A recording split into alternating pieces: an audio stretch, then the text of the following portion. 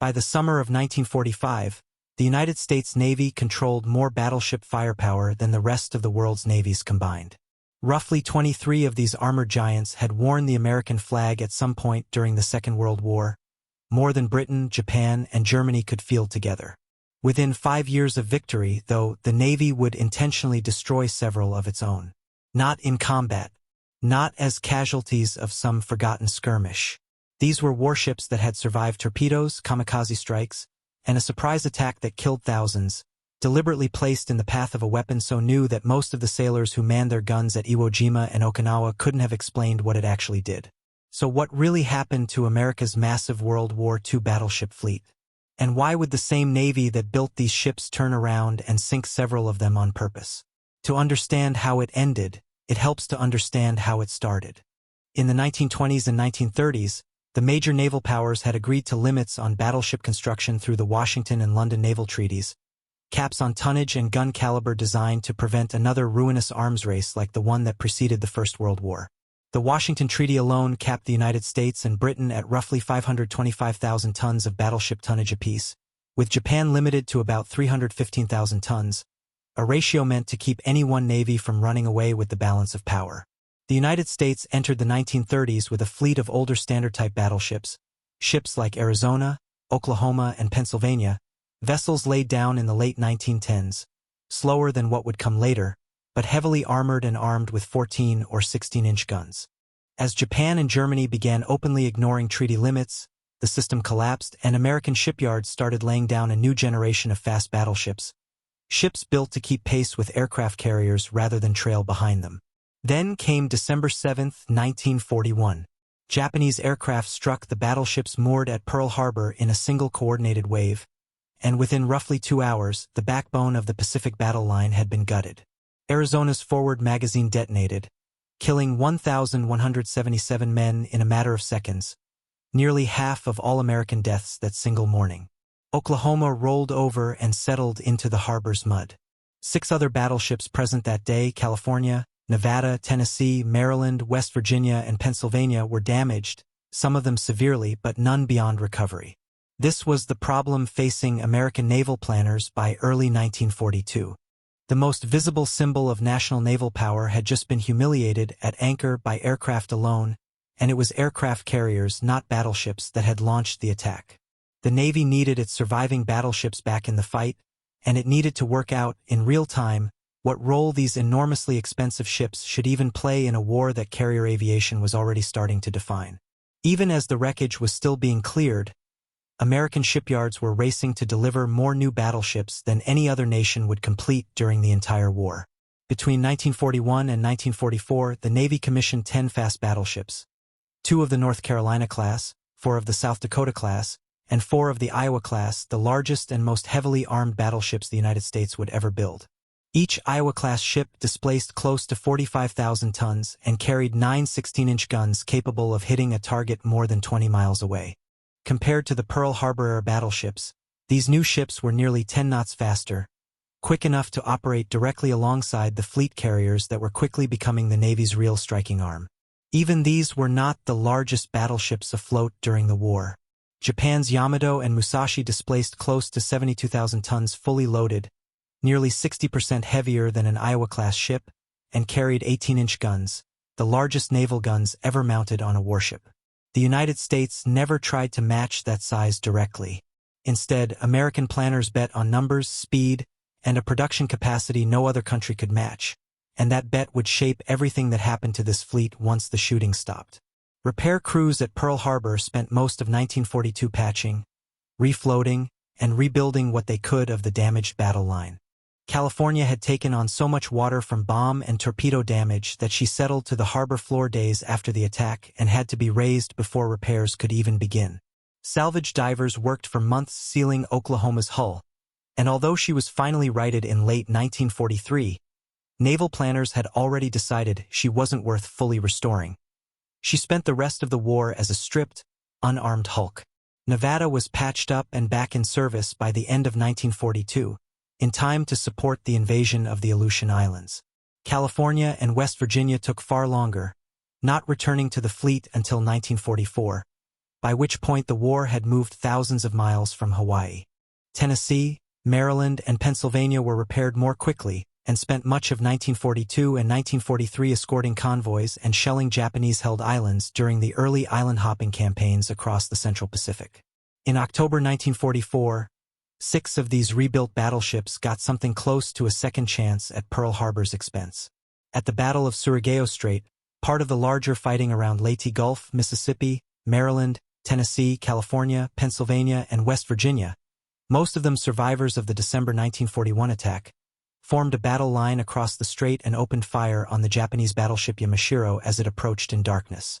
A sister battleship, Fuso, had already been torn apart by destroyer torpedoes earlier that night and never reached the American line at all. Using radar-directed gunnery, the American battleships pounded Yamashiro until she sank, taking most of her roughly 1,600-man crew down with her. Historians generally regard this as the last time in history that battleships fought other battleships in a line-of-battle gun duel, the very kind of engagement battleships had been designed for since the dreadnought era began, settled for good in a single night off the Philippines. While the old battleships were settling old scores, the new fast battleships were busy with a very different job. Iowa, New Jersey, Missouri, and Wisconsin, along with the South Dakota and North Carolina classes, spent most of the war not hunting enemy battleships, since there were barely any left to hunt, but screening aircraft carriers from air attack. Their secondary batteries of 5-inch guns, backed by dozens of 40mm and 20mm anti-aircraft mounts, made them some of the most heavily defended ships in any task force. During the brutal campaigns at Iwo Jima and Okinawa in early 1945, these battleships fired far more often at incoming aircraft and at targets ashore than they ever did at enemy warships.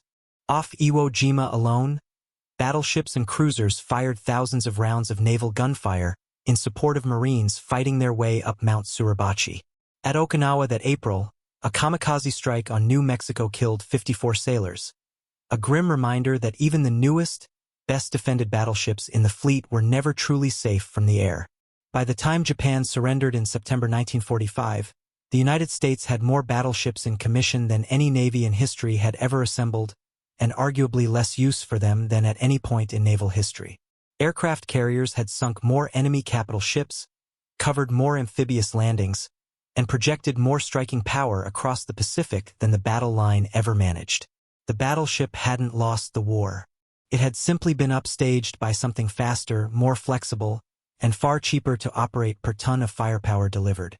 Naval historians estimate an Iowa-class battleship cost roughly the same to build as an Essex-class fleet carrier, yet the carrier could strike targets hundreds of miles away with dozens of aircraft, a capability no battleship's guns could match at any range. If you're the kind of person who finds these quiet turning points in military history fascinating, the moment one technology replaces another without anyone quite announcing it, you'll probably want to stick around because what happened to this fleet next is stranger still. Subscribing helps a lot if you haven't already, so the next deep dive like this one lands in your feed automatically. Demobilization came fast. Within a year of the surrender ceremony held aboard Missouri in Tokyo Bay, the Navy had already begun decommissioning ships by the dozen, battleships included. The wartime fleet had peaked at nearly 6,800 ships in 1945. Within 5 years, that number had fallen by more than 90%, and battleships, with crews running from roughly 1,500 to nearly 2,000 men each, were some of the most expensive ships left in the fleet to keep running. Older battleships went first. Idaho was decommissioned in 1946. Mississippi was stripped down and converted into a test and training ship rather than scrapped outright. One by one, ships that had fought across the length of the Pacific were towed into reserve fleets, often called mothball fleets, and tied up at yards like Philadelphia and Bremerton, their guns wrapped in cosmoline, their engine rooms sealed, waiting for a recall that, for most of them, would never come. Not every battleship got the relatively dignified fate of slowly rusting in reserve. Some were selected for something else entirely, something that had nothing to do with fighting a war and everything to do with understanding the weapon that had just ended one. In July 1946, less than a year after Japan's surrender, the Navy towed 4 old battleships, Arkansas, New York, Nevada, and Pennsylvania, to Bikini Atoll in the Marshall Islands, anchored them among a target fleet of nearly 90 other surplus ships, including carriers, cruisers, and submarines, and detonated atomic bombs near them on purpose. The operation was called Crossroads, and its goal was simple to state and enormous in scope. Nobody, including the Navy's own admirals, actually knew what an atomic weapon would do to a modern fleet, and the only way to find out was to build a fleet specifically meant to be destroyed by one. Before the tests, the Navy relocated the atoll's roughly 170 native Bikinian residents to a nearby island, telling them the move was temporary. Many of their descendants still cannot safely return home today, a consequence of the same tests that doomed these battleships. Nevada had been painted bright orange-red and chosen as the literal aim point for the first test. An airburst codenamed Able detonated on July 1st. The bomb missed its target by close to half a mile, and Nevada survived, scarred but afloat, an odd echo of the same ship that had also survived Pearl Harbor partly by chance 4.5 years earlier. 3 weeks later, the second test, an underwater detonation codenamed Baker, proved far more violent. Arkansas, anchored almost directly above the device, was lifted, broken apart, and driven under so quickly that some witnesses later said they never actually saw her sink. She was simply gone once the enormous water column collapsed back into the lagoon. It remains one of the only instances in naval history of an entire battleship being destroyed within seconds by a single weapon, in peacetime by its own government. A planned third test, codenamed Charlie, was eventually canceled, largely because the target fleet had become so radioactively contaminated that decontamination crews were running out of safe ways to keep working aboard the ships at all. Here is the irony the opening of this video was pointing toward. The same Navy that had spent 2 decades and unprecedented sums of money building battleships specifically to survive enemy shellfire, torpedoes, and bombs deliberately handed several of its own ships over to be destroyed, not by an enemy, but by physicists and admirals trying to measure exactly how obsolete that entire design philosophy had just become. Nevada, patched up and contaminated with radiation, was towed away and eventually sunk as a gunnery target in 1948. Pennsylvania survived both detonations as well, anchored farther from the blasts, but came away too radioactive for the Navy to bother repairing, and she was sunk in target practice near Kwajalein that same year. New York met a broadly similar fate, sunk off Hawaii in 1948 after the Navy decided she, too, wasn't worth decontaminating for further service. Ships that had once represented the absolute peak of naval engineering were now expendable test equipment, then target practice, all within roughly 6 years of the war's end. Most of the surviving battleships outside the Crossroads target group met a quieter version of the same ending. Through the late 1950s and into the early 1960s, the Navy scrapped the remaining standard-type battleships in batches, almost as a matter of bookkeeping. Colorado, Maryland, West Virginia, Tennessee, and California were all sold for scrap in 1959, followed by Washington in 1961, and Indiana and South Dakota in 1962. Of the roughly 23 battleships that had served during World War II, fewer than half remained afloat in any form by the early 1960s, and most of those sat quietly in reserve, never called up again. A handful of ships defied that pattern entirely. The 4 Iowa-class battleships, Iowa, New Jersey, Missouri, and Wisconsin, kept getting called back. They served off Korea in the early 1950s, shelling targets along the peninsula's coastline. New Jersey came out of mothballs again in 1968 to bombard targets in Vietnam. Then, in the 1980s, all 4 were reactivated once more, modernized with Tomahawk cruise missiles and Harpoon anti-ship missiles bolted onto hulls designed decades earlier.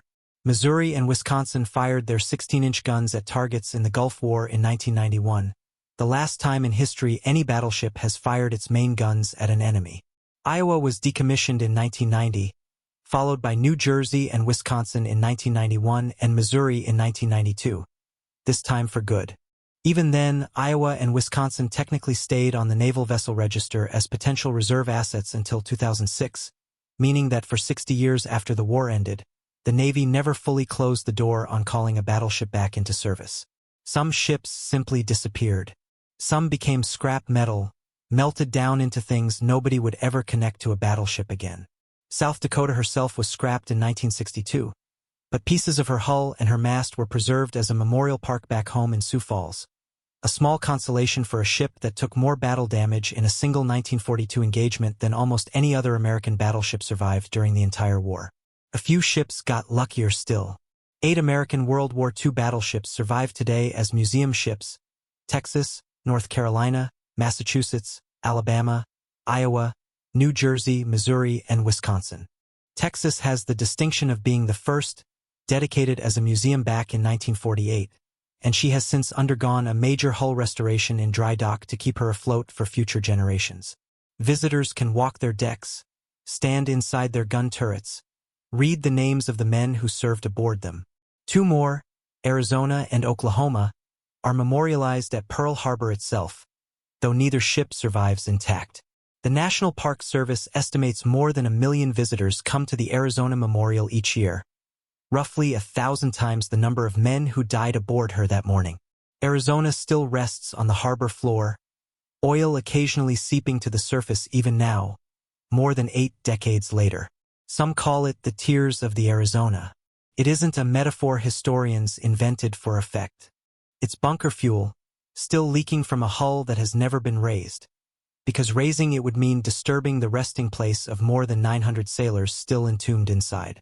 That's the part easy to lose in tonnage figures and gun calibers. Real people crewed these ships. Teenagers, mostly. 18-year-old gunners. 19-year-old machinists' mates who had never left their home state before boot camp. Letters home talked about food, boredom, and homesickness as often as they talked about combat. Some never came home. Arizona alone took 1,177 of them in under 9 minutes. Others spent years aboard the same steel hull through typhoons, kamikaze attacks, and long stretches of monotony between battles, only to watch that same ship get sold for scrap a decade later, or sunk on purpose in a test most of them weren't even told about until well after the fact. The ships were expendable in the end. The men who served on them were not supposed to be, and the memorials built decades later exist largely because enough people refused to let that distinction get forgotten. So the truest answer to what happened to America's massive World War II battleship fleet isn't a single event. It's a slow demotion, from the most expensive ships in the Navy to target practice, scrap metal, and finally, for a fortunate few, museums where visitors now walk the same decks where men once fought and died defending them. The ships built to dominate the seas ended up, more often than not, being sacrificed to study the weapon that replaced them. If you want to understand how naval power shifted from battleships to a completely different kind of weapon almost overnight, the story of how the aircraft carrier actually rose to dominance during the same war is worth exploring next. If you found this one interesting, subscribing helps a great deal, and hitting the bell means you won't miss the next one.